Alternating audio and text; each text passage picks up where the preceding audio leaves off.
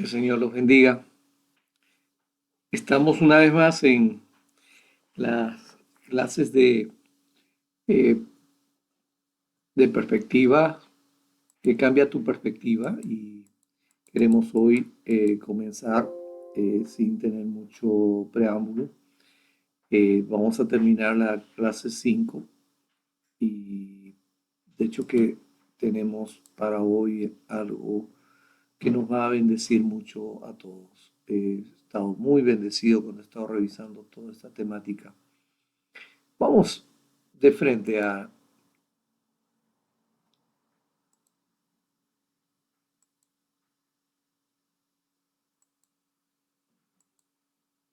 conocer a Dios cambia tu perspectiva y tú creces en ese conocimiento de Dios y en estatura espiritual.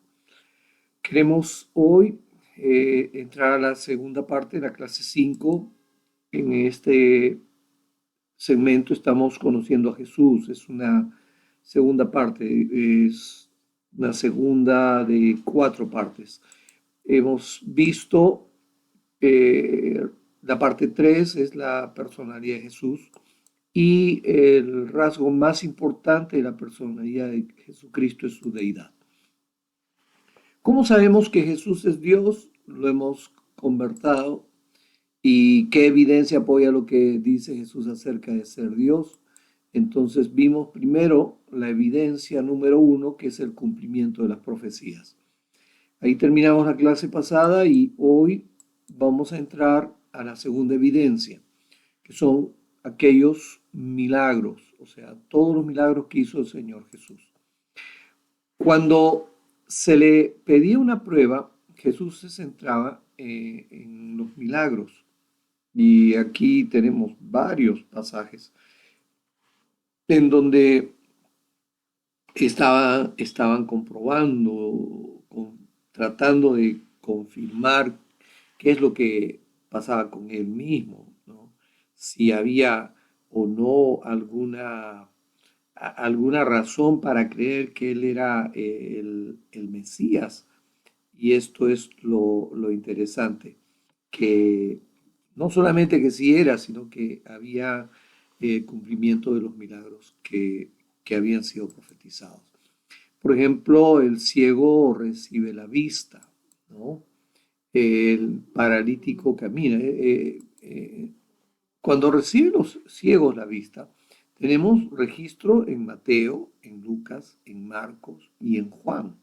Ok, no fue uno solo, fueron varios. Y el registro de Juan, el evangelista Juan, cuando dice que hay muchos milagros que no han sido escritos, que podrían, o sea, los rollos que podríamos conseguir no alcanzarían para eso, ¿no? Entonces, esto es interesante. Hay el paralítico que camina en Mateo 9. Los que tenían lepra y se curaron, acuérdense, hay dos grupos, Mateo y 8 y Lucas 17. También tenemos el sordo que oye en Marcos, ¿no? Los muertos resucitan. Tenemos Mateo en capítulo 9, Lucas y Juan, ¿no? Entonces, se predican las buenas nuevas, como dice Mateo 11:5, o sea, una buena noticia, una buena nueva de lo que el Señor está haciendo. Entonces, vemos que los milagros que se han dado, ¿no? Se han suscitado, cada uno de ellos ha estado eh, en el marco de la, de la evidencia, ¿no? La evidencia de los milagros. Ok, vamos a ver otra evidencia, su resurrección. Esta tercera evidencia nos lleva a nosotros a ver qué tremendo e impactante ha sido esto de la resurrección. Yo les he dicho, el cristianismo el testimonio del cristianismo se basa en la resurrección de Cristo. Jesús no solo lo predijo, sino que dijo cuántos días iba a estar sepultado, ¿no? En 3 días y Juan capítulo 2, Mateo 12, Marcos 8 refiere esto. Él reclamó la autoridad tras la resurrección, o sea, todo, mm, cuando dice que toda potestad es importante, que la resurrección misma le da al Señor la oportunidad de, de demostrar que el hecho del regalo de la vida eterna es una realidad. O sea, estamos nosotros esperando que así sea. Entonces, eh, así como Él fue resucitado, así como Él fue transfigurado, como Él fue glorificado, así es que lo vamos a ver venir, pero también así es que el Señor nos va a transfigurar en su venida. Ok, ¿cómo sabemos que Jesús es un hombre? Y esto es importante porque el gnosticismo no toma esta parte. El gnosticismo para los gnósticos Jesús nunca fue hombre. Es más, hay mucha gente que habla de doctrinas raras, como por ejemplo que si una gota de la sangre de María hubiera entrado en los torrentes de Jesús, no hubiera podido eh, hacerse la expiación, o sea, Jesús no hubiera tenido, eh, como se dice, pureza. Pero el asunto es bastante diferente. Jesús fue perfectamente hombre. Es más,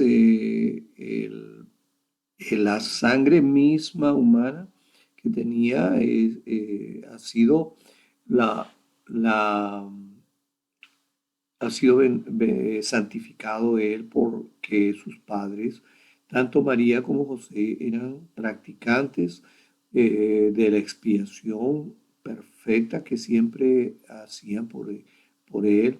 Ellos cumplían con todos los mandamientos y en esa época y en cualquier época antes de la cruz, se podía mantener santidad cuando uno era fiel, guardando una constante expiación y todos los mandamientos de Dios eran importantes de seguirlos.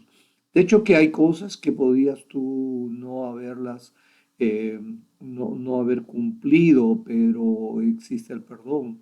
Y ese perdón es importante porque Dios es perdonador. Entonces, aquí es donde tenemos que ver eh, que Jesús era un perfecto hombre. Miren, la naturaleza humana de Jesús está reflejada en su vida. Imagina por un instante que eras un compañero de Jesús en la escuela. ¿Cómo piensas que hubiese sido? O sea, mira a todos tus compañeros, mira tu vida misma en la escuela. Unos son más serios, otros son más movidos, unos son muy estudiosos. Ok, eh, todos tenemos una experiencia de conocerlos y no podemos pensar de que ninguno de nuestros amigos sea diferente. O sea, son humanos. Igual, si tú hubieras sido una persona que estudió con Jesús en un yeshivá, eh, eh, estudiando la palabra como niño, eh, tú hubieras visto que Jesús era un niño normal que estudiaba. Ahora, miren, es importante notar que Jesús se limitó a sí mismo, se hizo completamente hombre. Aquí tenemos que entenderlo bien.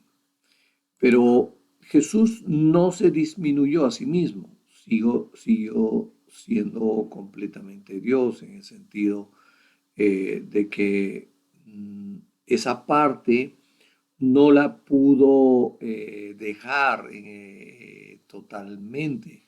O sea, era perfectamente hombre, pero era completamente Dios también. Y entonces, esta parte es importante entenderla. Yo creo que a veces no entendemos y es lo que los gnósticos han inyectado su, su duda, esa pregunta que siempre se hacen respecto a que si Jesús era o no humano, ellos dicen que no, pero él, Jesucristo, se limitó a sí mismo, tomando una posición en la que el Padre era mayor, ¿no? Tomando una forma humana, como Filipenses lo dice, 2:6. La idea de Jesús siendo limitado y aún así siendo Dios es difícil de entender completamente. Para muchos es un rompecoco, como dicen algunos. Este es un buen momento para darse cuenta que Dios es tanto mucho mayor que nosotros, que algunas verdades acerca de Él son un poco difíciles de entender. Y esto es verdad, o sea, hay cosas de Dios que no las vamos a entender. Quizás vamos a entenderla mejor cuando ya estemos mirándolo y en su presencia, ¿no? Pero hasta aquí hay cosas que de veras no todos la van a entender. Ahora, ¿qué significa estar limitado para Jesús? Él obviamente ya no podía estar más en todas partes. O sea, hay atributos de Dios que los dejó a un lado. Él experimentó necesidades humanas y él oraba al Padre. Acuérdense, fue perfectamente hombre, entonces tenía que estar orando, tenía una vida de oración muy intensa. Y esto es porque él necesitaba de esa conexión, porque ya había dejado los atributos de Dios a un lado. Aún mientras estaba en la tierra, se limitó a sí mismo por su elección. Pudo haber convertido las piedras en pan cuando fue tentado por Satanás, pero no lo hizo, ¿no? Si eres, ¿no? Se lo dijo Satanás, convierte esto, haz esto, pero no fue así, ¿no? Él no, no tomó de su deidad mientras fue perfectamente hombre. Ok, pudo haber llamado a 10.000 ángeles para salvarle en la cruz. Esto podríamos verlo en Mateo 26:53, pero eligió no hacerlo, ¿no? Él, él es el Señor de Sabaoth, Señor de los ejércitos. Venían, como dicen, en un tris, en un tras venían los ejércitos, pero no lo hizo. Ok, esto es importante porque estamos dándonos cuenta que eh, no, no es que en algún momento él pudo mantener una ventaja sobre los demás, o sea, siendo un superhumano. Que hay algunos que han llegado a pensar así, pero no, fue perfectamente humano. ¿Cómo pudo ser Dios y hombre? Entonces aquí vamos a responder esto. Vamos a aclarar algunos términos. El concilio de Calcedonia explicó este asunto de esta manera. Dice, Jesús existe en dos naturalezas, las cuales existen sin confusión, sin cambio, sin división, sin separación. La diferencia de las naturalezas no han sido de ninguna manera quitadas por razón de la unión, sino que las propiedades de cada ser preservado y juntamente ocurriendo en una persona. O sea, así como era perfectamente Dios y él decidió no tomar sus atributos de Dios, eso estaba preservado en sí. Pero como él eligió ser perfectamente hombre, tomó todos los atributos de hombre y esa naturaleza es también la que lo preservó, ¿no? Y estando ambas en la misma persona. Fíjate que eso lo aclara todo.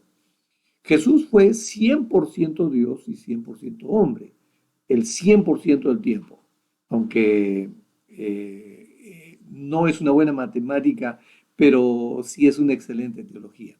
¿Ok? O sea, no se puede ser 3 veces 100%. ¿Qué? Vamos a entenderlo. Todo el tiempo fue perfectamente Dios, fue perfectamente hombre y todo el tiempo fue así. Solo que tenemos que entender que Él eligió ser perfectamente hombre en tanto le tocó desarrollar el plan del Padre. Jesús no era Dios viviendo en un hombre, algo así como una posesión. No era un hombre que se volvió Dios, no. No era Dios con apariencia de hombre, ¿no?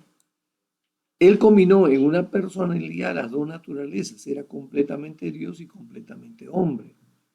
Y esto ya lo vimos en la resurrección.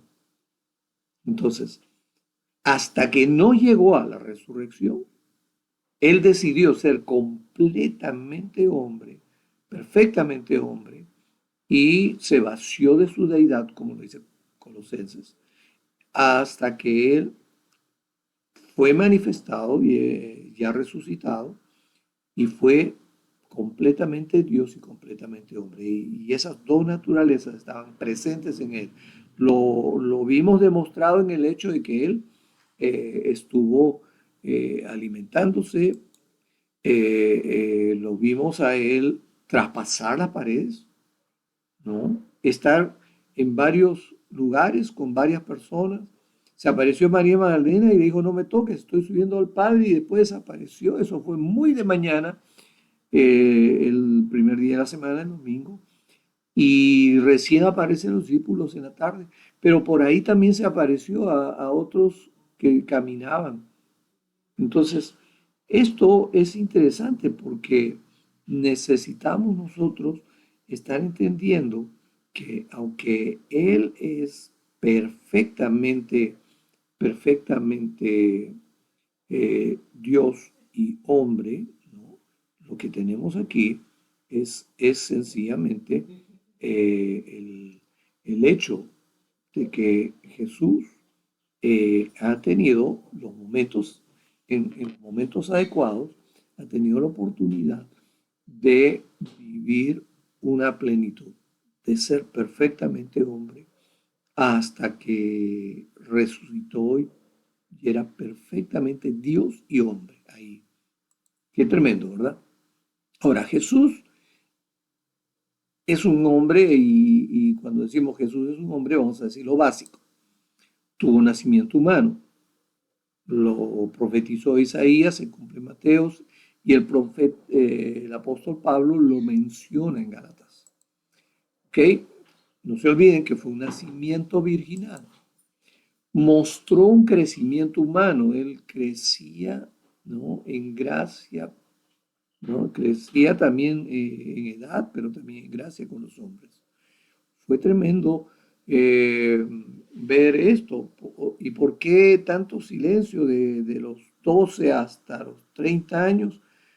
Porque fue totalmente, perfectamente humano y se desarrolló en toda la cultura de su época, ¿no? Entonces él, como buen hebreo, fue un niño que estudió, que trabajó, aún aprendió el oficio de José y fue un perfecto carpintero ahí donde creció en gracia con Dios y con los hombres. Ok, fíjense, en esa parte es interesante notar lo siguiente, que cuando se habla, mucha gente dice que fue solamente un carpintero y todo ese asunto, no. Él creció en todo, si él tomó el oficio de la época, el nombre del oficio en el griego y aún en el hebreo, porque hay evangelios en hebreo, son el vocablo que refiere y se ha traducido como carpintero, es un artesano que hace también el oficio de diseñar cosas, tal cual es un herrero o un carpintero. A ambos se les ponía el mismo nombre, es la misma traducción, o sea, es el mismo vocablo, tanto en griego y en hebreo, y traducido al castellano puede ser herrero o puede ser carpintero. Entonces, pero ¿cuál es el oficio ese? El oficio de Jesús como perfecto artesano es diseñador, de manera que no un diseñador de modas, no malentendamos el término diseñador, porque hay una rama del diseño que tiene que ver con diseñar lo que se tenga que fabricar. Y aún tú puedes encontrar esta profesión en la época actual. El equivalente del oficio de Jesús en la época actual sería una persona que diseña cualquier objeto. Puedes diseñar aquello que se necesita para hacer un celular, pero no solamente diseñas el celular, sino diseñas las máquinas para fabricar celulares. O sea, okay. Este es un diseñador completo. Entonces, ese tipo de habilidad, de inteligencia, es la que tenía Jesús al ser a tener ese oficio.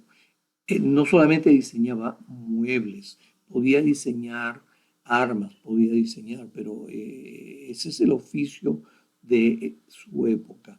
Era un oficio estratégico, que, como lo es un diseñador actualmente, los grandes diseñadores, los mejores pagados son los que se han metido en el negocio de diseñar cosas tanto de computación, de informática, como también de armas.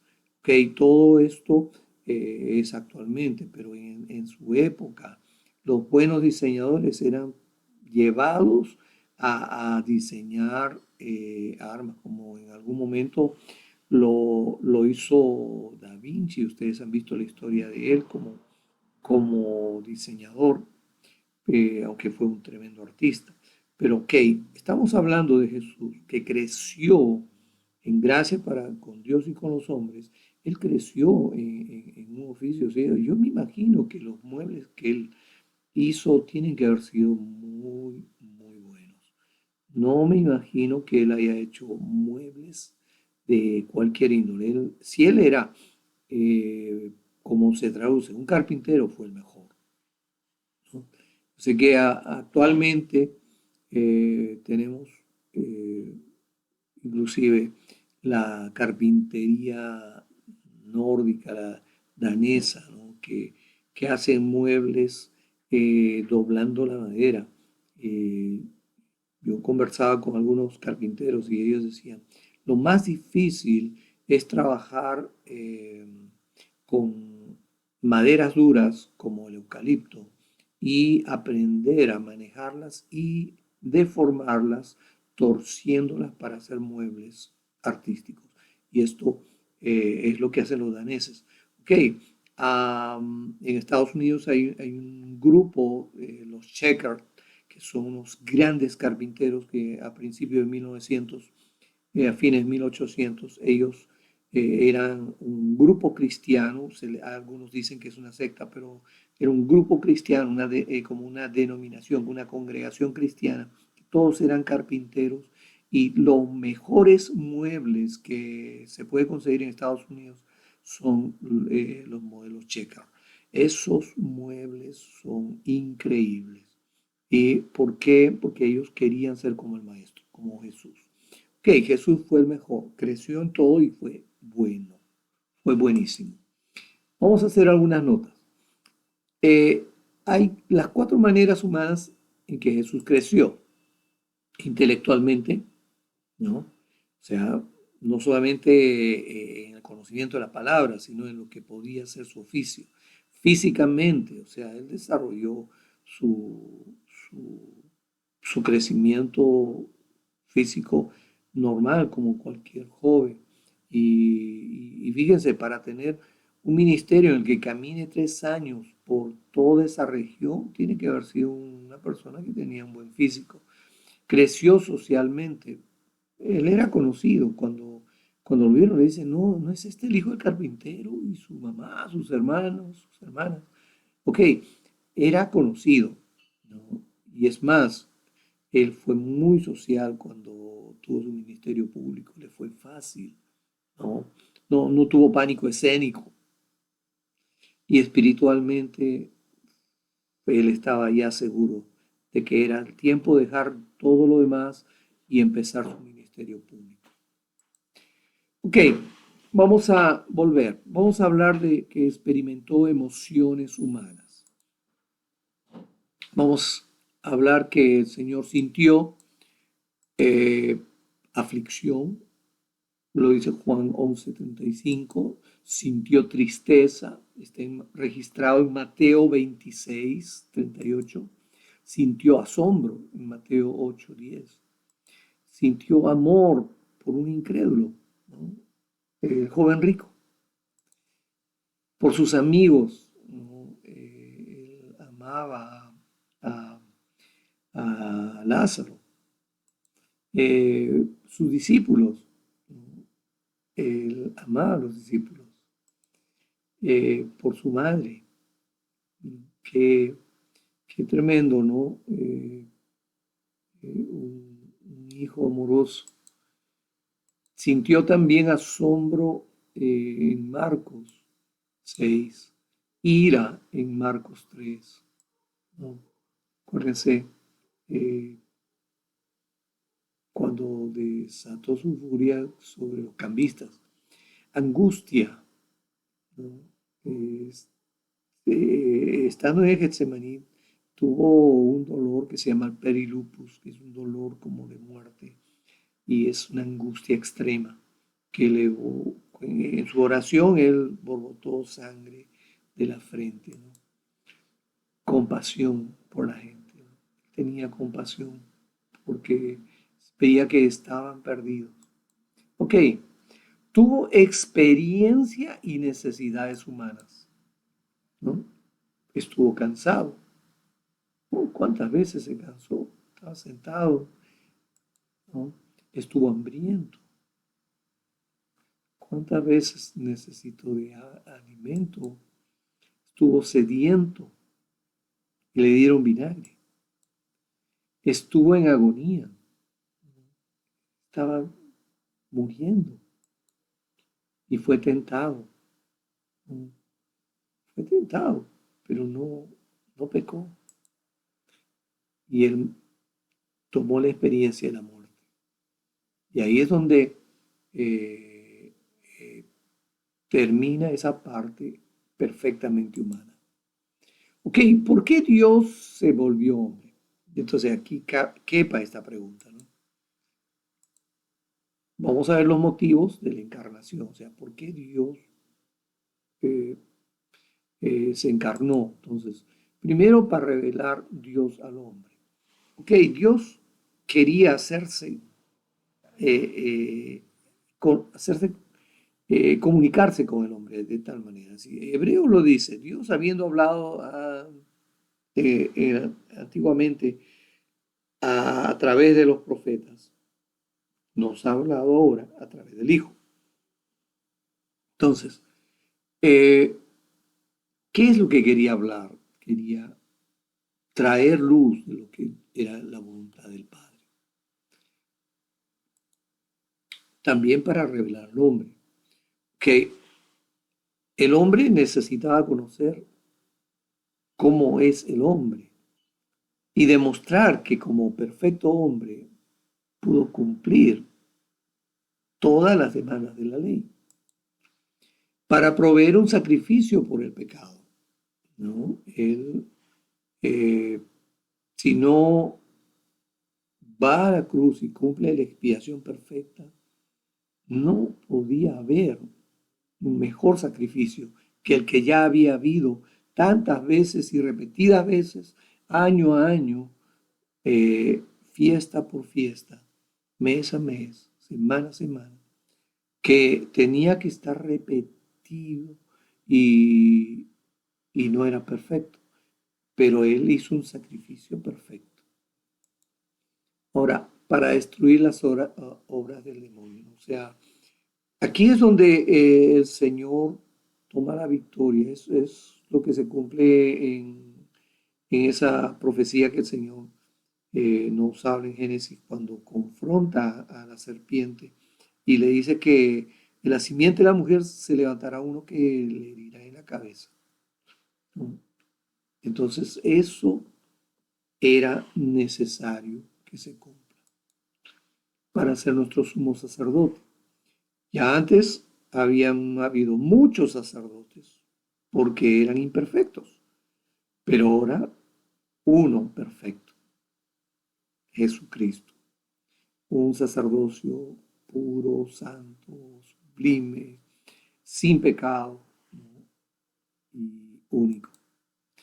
Bueno, esto es tremendo porque nos lleva a nosotros a darnos cuenta que el Señor, como perfecto hombre, estaba haciendo lo que se necesita para hacer que nosotros podamos no solamente conocer a Dios, conocer lo que el hombre puede hacer, también entender lo que significa el propósito de la resurrección, para que podamos nosotros tener un sacrificio perfecto, pero también para que el Señor que cumpla con la sentencia de herir a la serpiente y el Señor de esa manera vence en la cruz, completando lo que se necesita, ¿no? Yo creo que aquí vamos a ver algunas claves para cambiar nuestra perspectiva. Veamos lo siguiente. Filipenses 2, del 5 al 11, es uno de los más excitantes pasajes de la Biblia acerca de la disponibilidad de Jesús para ser hombre, ¿no? Habiendo sido Dios, no escatimó una cosa que aferrarse. A medida que lo lees, nota que dice al principio, tu actitud debe ser igual a la de Jesús. Y permítanme, yo creo que ahí en Filipenses tenemos que revisarlo. Yo sé que ustedes eh, tienen la oportunidad de abrir sus Biblias en casa. Abran sus Biblias en este momento. Vamos a ver Filipenses capítulo 2 en el verso 5 al 11. Te vas a dar cuenta que allí hay algo que nos va a llevar a nosotros a entender esta verdad. A ver, vamos a abrir una versión muy interesante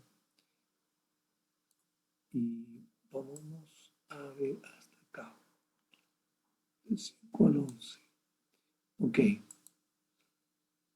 fíjense, dice en el texto, y permítanme, haya en ustedes esta manera de pensar que hubo también en Cristo Jesús.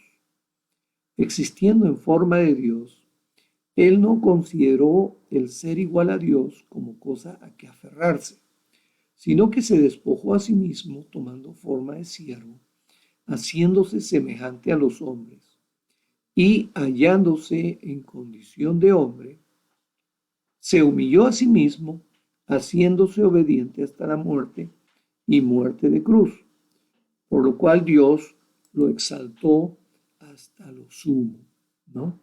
Por, y le otorgó el nombre que es sobre todo nombre, para que en el nombre de Jesús se doble toda rodilla de los que están en los cielos, en la tierra y debajo de la tierra, y toda lengua confiese para gloria de Dios Padre que Jesucristo es Señor.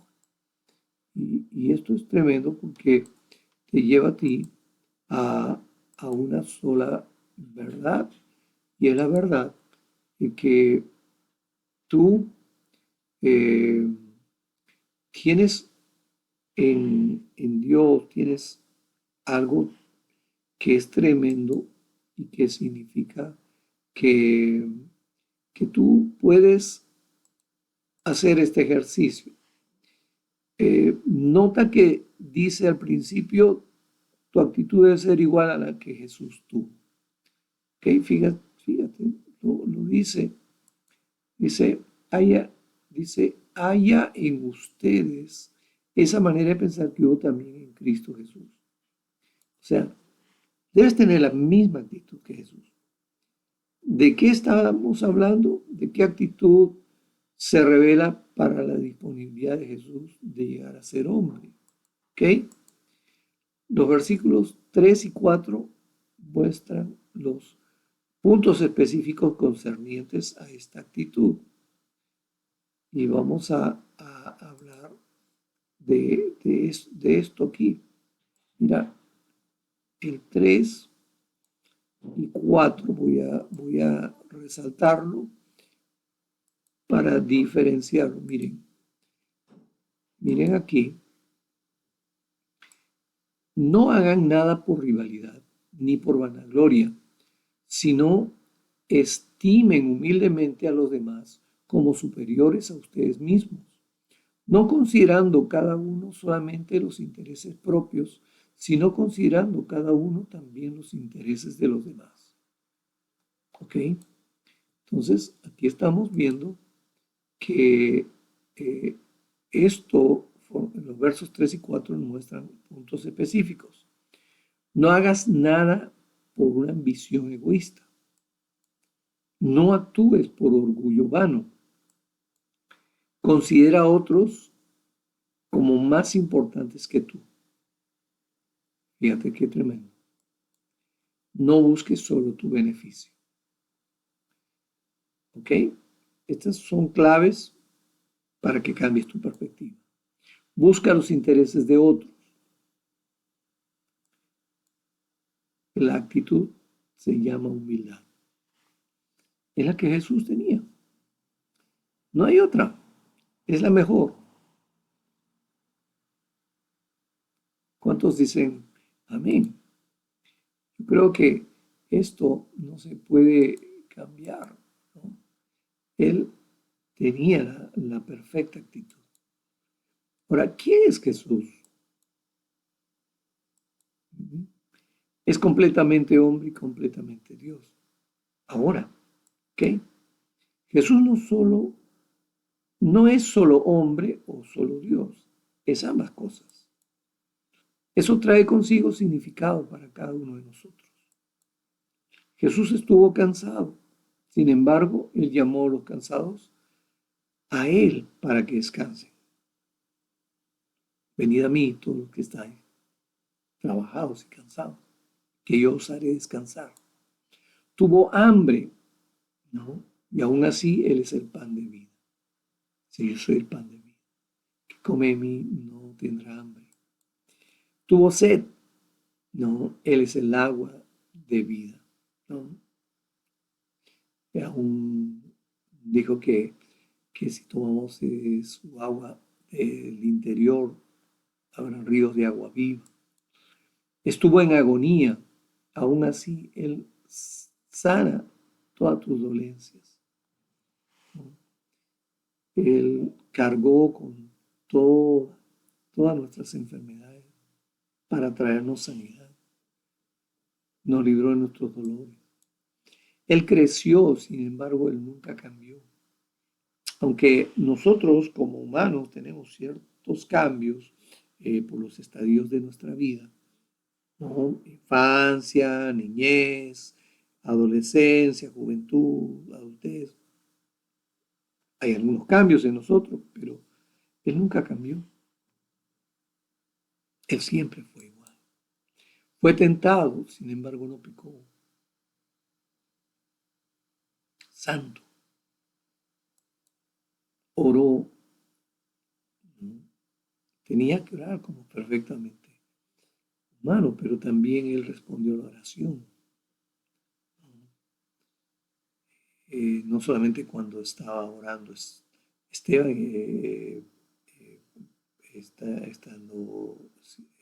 estaba siendo apedreado, sino que también en otros momentos. Él murió, sin embargo, Él es la vida, Él es la verdad, Él es la vida. Tremendo. Esto nos debe llevar a nosotros siempre a entender que hay algo tremendo en el Señor para llevarnos a nosotros a esa bendición de estar siempre en, en su, en su propósito, ¿no? Yo creo que hemos podido conocer un poquito más a Dios. Y esto es todo por hoy. Ya sabes que si tienes alguna pregunta, házmela. minsantuario@yahoo, el correo que tenemos. Búscanos ahí, escríbenos, danos la oportunidad de responderte.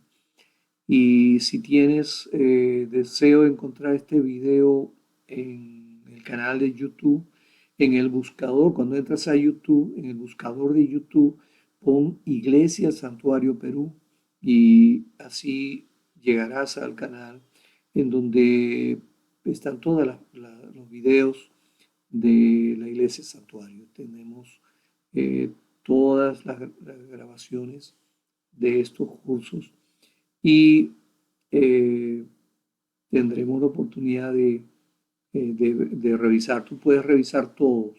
Inclusive ahí es donde yo paso, como dice, muy rápidamente. Tú puedes hacer pausa y revisar los textos, buscarlos, eh, tomarlos como un propósito de estudio en la semana y eso te va a ayudar.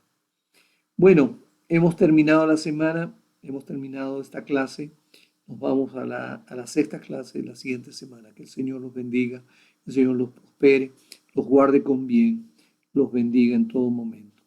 Que el Señor sea con ustedes, cuidándolos, guardándolos, protegiéndolos en todo momento en su salud y a toda su familia. Que el Señor los bendiga.